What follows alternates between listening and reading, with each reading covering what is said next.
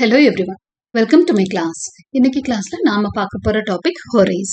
English for competitive எக்ஸாம்ஸ்ல unit 4ல ஒரு டாபிக் தான் ஹொரைஸ். ஓகே, இந்த யூனிட் ஃபுல்லா நம்ம கிரிட்டிக்ஸ் பத்தி தெரிஞ்சிட்டு இருக்கோம். ஆல்ரெடி நம்ம பிளேட்டோ பத்தி ஒரு வீடியோ ரீசெண்டா அப்லோட் பண்ணேன். ஒரு ஓல்டு வீடியோ ஒன்று இருக்கு அரிஸ்டாட்டில் பத்தியும், அதுவும் இந்த பிளேலிஸ்ட்ல இருக்கும், நீங்க படிச்சுக்கலாம். So now let us get into ஹொரைஸ். Horace is the father of Roman literary criticism. நம்ம பார்க்குறோம். நம்ம அரிஸ்டாட்டில் பிளேட்டோ பார்த்தோம்னா அவங்க கிரீக் கண்ட்ரியை சேர்ந்தவங்க. இப்போ நம்ம படிக்க போற ஹொரேஸ் வந்து is a Roman poet and thinker. So introduction. Horace was a famous Roman poet and thinker. He is known as the father of Roman literary criticism. So அவரை வந்து father of Roman literary criticism அப்படின்னு சொல்றோம். He lived in the 1st century BC. So அவரோட period பார்த்தீங்கன்னா BCல 1st century BCல வாழ்ந்தவர், before Christ வாழ்ந்தவர். Horace studied in Rome and Athens. So 2 கண்ட்ரிலையுமே அவர் படிச்சிருக்கிறாரு. ரோம்லையும் படிச்சிருக்கிறாரு, கிரீக்கோட ஏத்தன்ஸ்லையும் படிச்சிருக்கிறாரு. ஹி வாஸ் அ கேர்ஃபுல், ஏன்னா அது எல்லாமே அப்போ எஜுகேஷன் ஹப்பா இருந்திருக்கு அந்த டைம்ல. He was a careful writer who always tried to improve his poetry. ரொம்ப கேர்ஃபுல்லா அவரோட poetry வந்து ரொம்ப கேர்ஃபுல்லா எழுதியிருப்பாரு, அனலைஸ் பண்ணி. From the beginning, Horace showed that he was serious about writing. He had clear ideas about art and poetry. So poetry பத்தி அவர் நிறைய ஐடியாஸ் வச்சிருந்தாரு. ஸோ அதை வச்சுதான் அவர் எழுதின ஒரு ஒர்க் தான் ஆர்ட்ஸ் பொயட்டிக்கா, அவரோட கிரேட்டஸ்ட் கிரிட்டிக்கல் ஒர்க். இப்போ நம்ம பிளேட்டோன்னு பார்த்தோம்னா ரிப்பப்ளிக் அப்படின்னு படிச்சிருப்போம். அரிஸ்டாட்டில் பார்த்தோம்னா அவரோட கிரேட் ஒர்க். நமக்கு லிட்ரேச்சர் கான்ட்ரிபியூஷன், அவங்க எல்லாமே பிலாசபர்ஸ், வேற நிறைய கான்ட்ரிபியூட் பண்ணியிருந்தாலும் அஸ் அ கிரிட்டிக் அவங்களோட கான்ட்ரிபியூஷன் தான் நம்ம பார்த்துட்டு இருக்கோம். ஸோ பிளேட்டோவோட ரிப்பப்ளிக் பத்தி தெரிஞ்சிட்டோம், அரிஸ்டாட்டிலோட பொயட்டிக்ஸ் பத்தி தெரிஞ்சிட்டோம். Now we are getting into Horace. Horace அப்படின்னா ஆர்ட்ஸ் பொயட்டிக்கா, அது ஃபுல்லா அவர் பொயட்ரி பத்தி பேசியிருப்பார். இப்ப அரிஸ்டாட்டில் வந்து பொயட்டிக்ஸ்ல tragedy பத்தி பேசியிருப்பார். In 39 BC, he became friends with well-known poets like Virgil and Varius. So இவங்கெல்லாம் great poets of the period. அவங்க கூடயும் இவர் ரொம்ப ஃப்ரெண்ட்லியா இருந்திருக்காரு. He was also close to Maecenas, a rich man who helped writers. So Maecenas ஒரு பெரிய pattern அவருக்கு இருந்திருக்காரு. அவருக்கு வந்து ஒரு எப்பவுமே இந்த மாதிரி ரைட்டர்ஸ் எல்லாம் அவங்களுக்கு பண தேவைகளுக்காக அவங்களை என்கரேஜ் பண்ண யாராவது இருந்தாதான் பெரிய poets உருவாக முடியும். ஸோ எப்பவுமே பேட்டர்ன்ஸ் இருப்பாங்க. இப்போ ஷேக்ஸ்பியர்க்குலாம் நிறைய பேட்டர்ன்ஸ் இருப்பாங்க, நிறைய இயர்ஸ் பிரபுக்கள் வந்து தட்டி கொடுப்பாங்க. அவங்களுக்கான உதவிகளை செய்யறப்பதான் அவங்க நிறைய கிரியேட்டிவா இருக்க முடியும். ஸோ ரிச் பீப்புள் வந்து எப்பவுமே அந்த மாதிரி ரிச் பீப்புள் ஒரு லிட்ரேச்சர் நாட்டமோட இல்ல இந்த மாதிரி கிரியேட்டிவ் ஒர்க்ஸ் மேல ஒரு நாட்டமோட இருக்கிறப்பதான் ஒரு கண்ட்ரியில வந்து கிரியேட்டிவிட்டி அதிகமாகும். ஓகே, ஸோ இவருக்கு ஹெல்ப் பண்ணவர் மெசேனஸ் அப்படிங்கிற ஒரு rich man. Being part of this group help Horace learn more about writing and literary problems. Okay, now let us, இந்த ஒரு குரூப் இருந்தது, அவருக்கு ஒரு லிட்டரரி சர்க்கிள், நல்ல சர்க்கிள் அமைஞ்சிருந்தது. எழுதுறதுக்கு சப்போர்ட் பண்ண ஒரு ஆள் இருந்தாரு. அதனால வந்து அவரால் என்ன பண்ண முடிஞ்சது, நிறைய கிரியேட்டிவா பண்ண முடிஞ்சது. ஹொரேஸஸ் role as a critic and a teacher. Horace was not just a poet, he was also a critic. அவர் ஒரு நல்ல poetன்னு பார்த்தோம். அதே மாதிரி not only a poet, he is also a great critic. He talked about the behavior, politics and values of Roman society in his poems. So அவரோட போம்ஸ்ல அவர் அதிகமா எதை பத்தி எல்லாம் பேசியிருக்காருன்னா ஹியூமன் பிஹேவியர் பத்தி பேசுறாரு. அடுத்ததான் பாலிடிக்ஸ் பத்தி தன்னோட ஐடியாஸை கொடுத்திருக்காரு. அப்புறம் வேல்யூஸ் ஆஃப் ரோமன் சொசைட்டியும் பேசியிருக்காரு. வேல்யூஸ் எப்படி இருக்கணும், ரோமன் சொசைட்டில அந்த வேல்யூஸ் எப்படி இருக்கணும் பேசியிருக்காரு. He often gave advice in a funny and smart way. அவரோட அட்வைஸ் சீரியஸா இருக்காது, ஸ்மார்ட்டா நல்ல ஜாலியாவே சொல்வாரு. Because he shared strong opinions, some people criticized him. Sometimes Horace defended himself in his poems. ஏன்னா என்னதான் ஜாலியா சொன்னாலும் நிறைய ஸ்ட்ராங் ஒப்பீனியன்ஸ், அவரோட கருத்துக்கள் ரொம்பவே தீர்க்கமா இருக்கு, எழுத்தமா பதிய வைக்கிறாரு. ஸோ அதனால நிறைய கிரிட்டிசிசம்ஸும் ஃபேஸ் பண்றாரு. ஆனா அதனால கிரிட்டிசிசம்ஸ் இருந்ததுனால அவர் போயம்ஸ்ல அதுக்கான விளக்கத்தையும் டிஃபென்ஸும் அவரே எடுத்திருப்பாரு. ஏன் நான் அப்படி சொல்றேன் அப்படின்றதையும். as he got older, young writers looked up to him. அவர் வயசாக நிறைய பேர் அவர் மேல இன்ஸ்பயர் ஆகுறாங்க, யங் ரைட்டர்ஸ் எல்லாம். they asked him for advice and he happily shared his ideas about poetry. So அவர்கிட்ட என்ன கேட்குறாங்க, நீங்க எங்களுக்கு உங்களோட ஐடியா சொல்லுங்க, எப்படி எழுதணும் போய்ட்ரிலாம் கேட்குறாங்க. ஸோ அப்படி உருவாக்குறது தான் இவரோட Ars Poetica. His views are found in his books, satires and epistles. எல்லா புக்ஸ்லயும் அவரோட நிறைய புக்ஸ் இருக்குது, அவர் எழுதியிருக்காரு. சட்டையர்ஸ் அண்ட் எபிசல்ஸ்லாம் ஒரு புக் இருக்கு, அதுலயும் கருத்துக்கள் இருக்கு. இருந்தாலும் மோஸ்ட் ஃபேமஸ் அப்படின்னு சொன்னா ரைட்டிங் பத்தி அவர் எழுதின மோஸ்ட் ஃபேமஸ் ஒர்க் வந்து ஆர்ஸ் பொயட்டிகா. ஓகே, ஸோ இதுல தான் வந்து த ஆர்ட் ஆஃப் பொயட்ரி பத்தி அவர் பேசியிருக்காரு. பொயட்ரி எப்படி இருக்கணும், அது வந்து கவிதை எனும் கலை, அப்படிதான் ஆர்ஸ் பொயட்டிகாக்கு meaning. About Ars Poetica. Now let us know about Ars Poetica in detail. Ars Poetica is a long form. சரி, இது வந்து எப்படி இருக்கு அப்படின்னு சொன்னா கிரிட்டிக்கல் பீஸ்னாலும் இது பொயட்டிக் ஸ்டைல்ல தான் இருக்கு.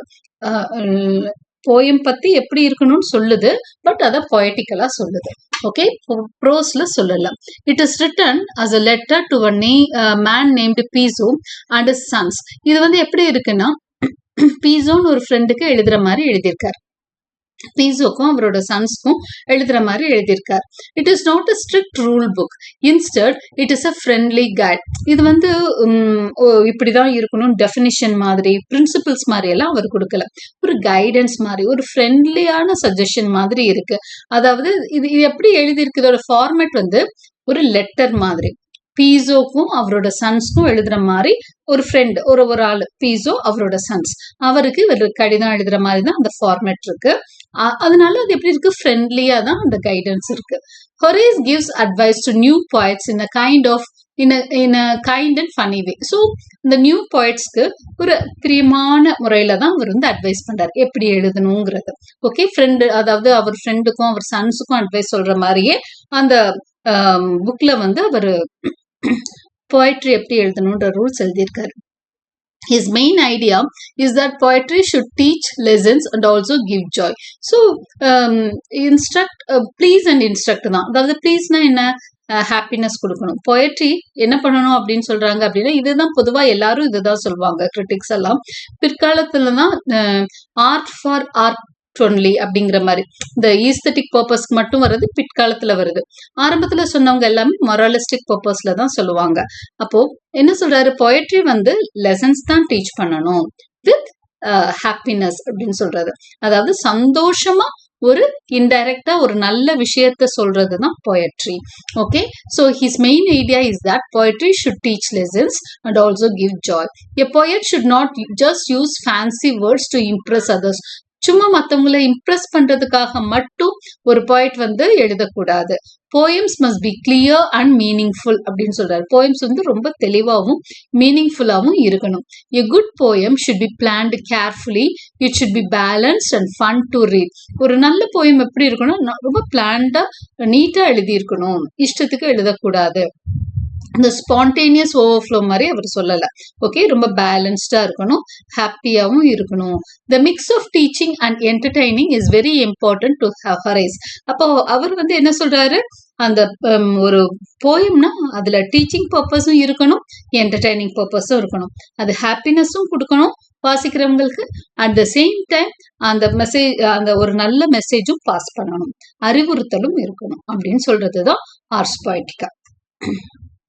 வேற என்ன ஆர்ஸ் பொயட்டிகால important points to note in Ars பொயட்டிகான்னு பார்க்கலாம். Horace shares many helpful rules for writing poetry. நம்ம ஃபுல் டீடைல்டா நம்ம படிக்கல, ஏன்னா நிறைய ஆத்தர்ஸ் பத்தி நீங்க தெரிஞ்சுக்க வேண்டியிருக்கு. So I am simplifying. Okay, Ars Poetica இன்னும் நம்ம டீடைல்டா படிக்கல. It is only a simple என்ன சொல்றது, ஒரு ஸ்மார்ட் டெஃபினிஷன் மட்டும்தான் இங்க கொடுத்துருக்கேன். Horace shares many helpful rules for writing poetry. He says that a poem should have unity. அவர் வந்து என்ன மாதிரி விஷயங்களை சொல்றாரு அப்படின்னு சொன்னா, ஒரு போயம்க்கு வந்து யூனிட்டி இருக்கணும் அப்படின்னு சொல்றாரு. யூனிட்டினா என்ன, ஒன்னோட ஒண்ணு இணைஞ்சிருக்கணும், ஒவ்வொரு பாட்டும் ஒன்னோட ஒண்ணு என்னவா இருக்கணும், யூனிட்டியோட இருக்கணும், இஷ்டத்துக்கு இன்கோஹரண்டா இருக்கக்கூடாதுன்னு சொல்றாரு. All parts must fit together well like pieces of a puzzle. ஒரு பசில் எடுத்து வச்சுட்டு இந்த அட்டை மாதிரி ஒட்டுவாங்க பாத்தீங்களா, மாத்தி அதை கரெக்டா ஒட்டினாதான், இல்ல பசில்ல வந்து கரெக்டா வேர்ட்ஸை ஃபிக்ஸ் பண்ணாதான் காயின் ஆகும், அந்த வேர்டு வந்து ஃபார்ம் ஆகும். மாத்தி போட்டா தப்பான பொருள் தரும், இல்ல வார்த்தைக்கு வந்து அர்த்தம் இருக்காது. அதனால ஒரு பொயட்ரியும் யூனிட்டியோட இருக்கணும், அது அழகா ஃபிட் ஆகணும் அடுத்தடுத்த ஸ்டான்சர்ஸ் அப்படிங்கிறாரு. Writers should not mix different styles like turning a tragedy into a comedy. அதே மாதிரி டிஃப்ரெண்ட் ஸ்டைல்ஸ். இந்த ட்ராஜிக் காமெடி எல்லாம் அவங்க ஒத்துக்கிறது இல்லை பொதுவா ஓல்ட் ரைட்டர்ஸ்.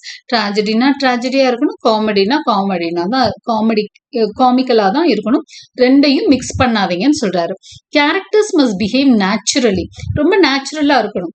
நேச்சுரல்னா என்ன, அந்த ஒரு கேரக்டருக்கு எந்த ரோல்ல அந்த கேரக்டர் வருதோ அதுக்கு பொருத்தமான விஷயமா தான் அதை பண்ணணும் அப்படிங்கிறது தான். For example, a child should not speak like an old man. ஒரு சைல்டு கேரக்டர் வந்து ஒரு பெரிய பிலாசபர் மாதிரி பேசக்கூடாது.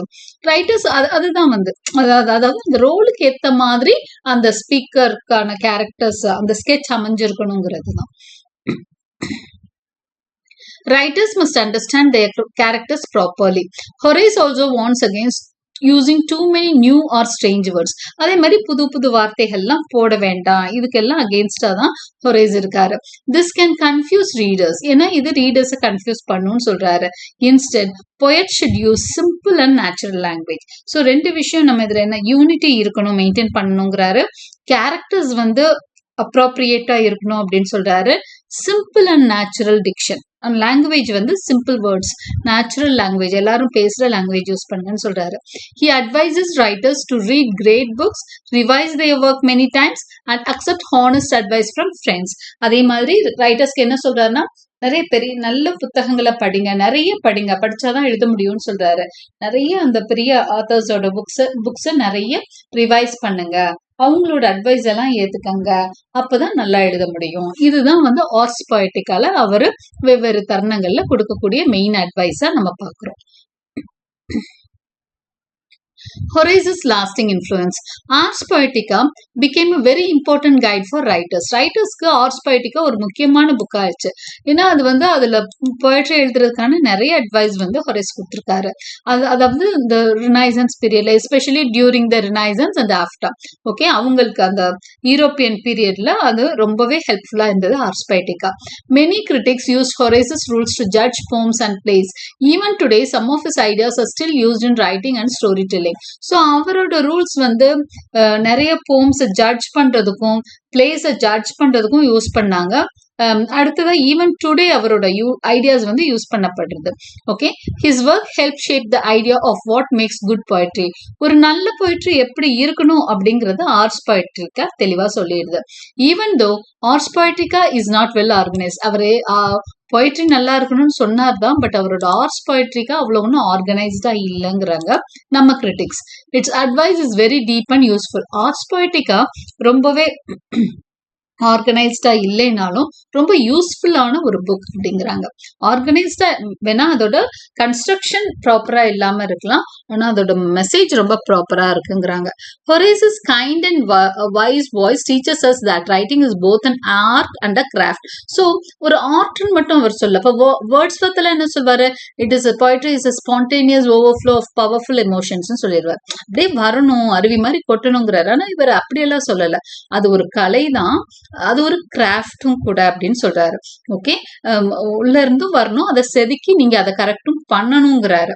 அதனால அதை நீட்டா தான் நீங்க கொடுக்கணும், ஆர்கனைஸ்டா கொடுக்கணும், வர்றதெல்லாம் அப்படியே எழுதக்கூடாது அப்படிங்கிறதுலாம் அவர் சொல்றாரு. Horace's கைண்ட் வேர்ட்ஸ், அது மட்டும் இல்ல, மற்ற ரைட்டர்ஸ் எல்லாம் இதுதான் இப்படிதான் சொல்லுவாங்க, ஆனா இவரோட ஆர்ட்ஸ் பொயட்டிக்கா எப்படி இருக்குன்னா ரொம்ப கைண்ட் வேர்ட்ஸ் யூஸ் பண்றாரு.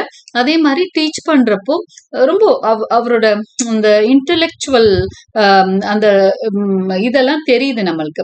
இஸ் வெரி டீப்லி இன்டெலெக்சுவல், ரொம்ப நல்ல விஷயங்களை சொல்றாரு, இஸ் வெரி வைஸ்ன்றது தெரியுது. Is main message is simple. Good poets are not just born, they are made through hard work, study, honest self checking. அப்ப அவரோட மெசேஜ் என்னவா இருக்கு அப்படின்னு சொன்னா, குட் poets, பொதுவா வேர்ட்ஸ்வர்த் மாதிரி ஆளுங்களை பார்த்து நம்ம என்ன சொல்வோம், அவர் சொல்றதை வச்சு குட் poets ஆர் bornன்னு தான் சொல்லுவாங்க. poets வந்து உருவாக முடியாது, அவங்க வந்து கடவுளால் உருவாக்கப்படுறாங்க, அவங்களுக்கு அப்படியே தோன்றதை எழுதுறது தான் poets. இன்னமே நம்ம நிறைய பேர் அப்படிதான் நினைப்போம். ஆனா ஆர்ட்ஸ் பொயட்டிக்கா மூலமா அவர் என்ன சொல்றாருன்னா, அப்படியே ஜஸ்ட் லைக் தட்லாம் poets வந்து உருவாக்குறது இல்ல, ஒருத்தர் நினைச்சாலும் poet ஆக முடியும். They are mat through hard work, study, honest self checking. நம்மளை நாமே சோதிச்சு பார்த்து நல்லா ஸ்டடி பண்ணி எழுதணும்னா poetry நல்லா எழுதலாம் அப்படிங்கிற மாதிரி தான் இவரோட ஒர்க் வந்து நம்மளுக்கு அட்வைஸ் பண்ற மாதிரி இருக்கு. Okay, hope you understood. Thank you for வாட்சிங்.